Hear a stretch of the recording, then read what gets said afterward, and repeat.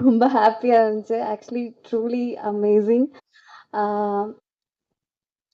என்ன சொல்றது? எப்பவுமே அவர் அந்த கேரக்டராவே இருப்பாங்க. அவங்க உண்மையிலே அந்த கேரக்டரா, வேற என்ன கேரக்டர்ன்னு எனக்கு தெரியல. பட் அவங்க படத்துல என்ன கேரக்டரோ அதே மாரி வாழ்ந்துட்டே இருந்தாங்க படத்துல.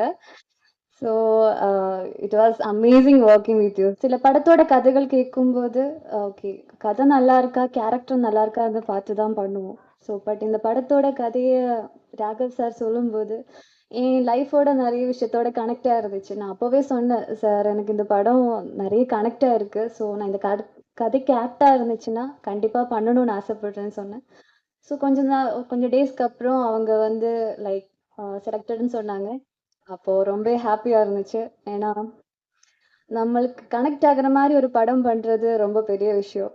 ஆ ஸோ அந்த விதத்தில thank you so much Raghav sir for selecting me for this project.